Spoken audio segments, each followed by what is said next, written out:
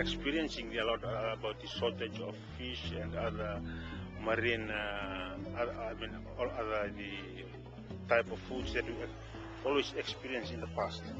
And so by having this one, our marine reserves, it will get all this, get all those type of things that we used to enjoy in the past.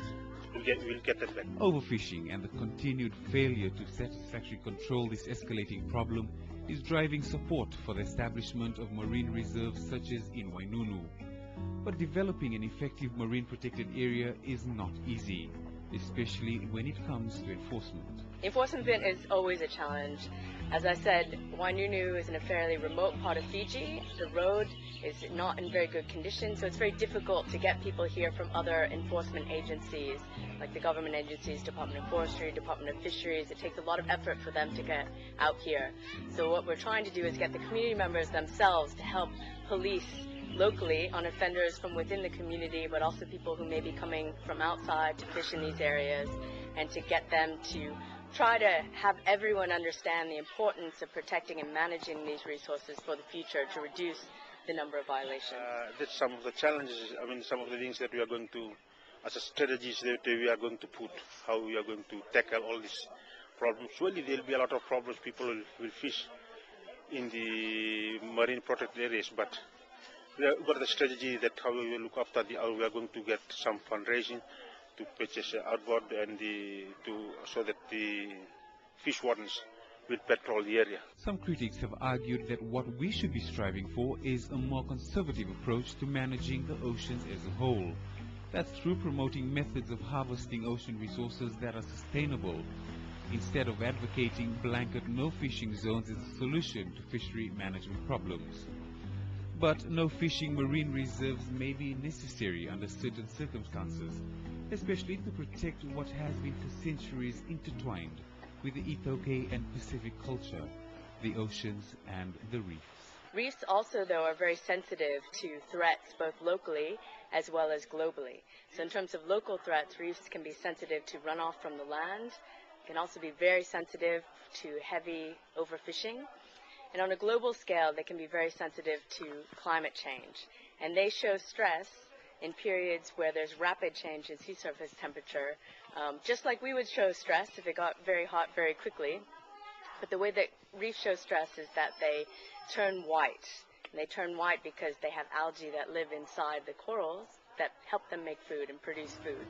And when they're stressed, these algae get released, and the reefs, if they're not looked after, can die. And if the reefs die, the reefs provide the foundation and the houses for all the fish and the invertebrates that people depend on for food and for their livelihoods. So if the corals themselves die and they start to break down, you're losing the houses for all of the food resources and cultural resources that people need. Vast areas of land in Fiji are overrun with development, and underdeveloped areas, especially in the rural settings, remain vulnerable to potential misuse or abuse.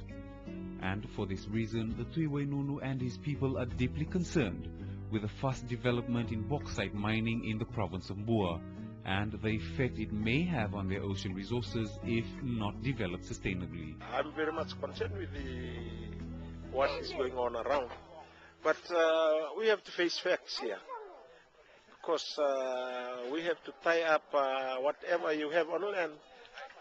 Surely you will find it in your surrounding fishing areas. So we have to be very careful.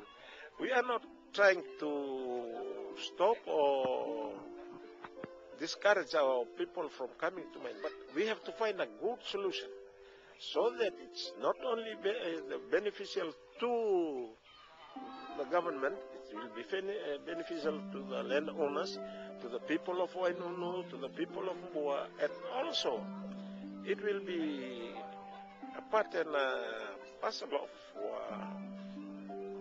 of benefits to our younger generations. Marine protected areas can serve as a useful tool for effective marine fisheries conservation if properly employed, and each individual has a role to play to ensure that we progress with adequate resources to sustain us in the future. This success is a real tribute to the people of Wainunu, to their hard work, to coming together, to listening to everyone's opinion, the elders, the youth, the women, getting everyone around the table and getting them to share ideas and collectively think about how they want their tikina to look in the next 20 years, in the next 50 years, and now putting that into practice. So I congratulate them for all their efforts, and we will be here to assist them along the way. If we don't follow, if you don't look after this marine protection area, and if you don't follow the rules and regulations that are going to abide by it, it will become useless. It will rest on individually, that's true.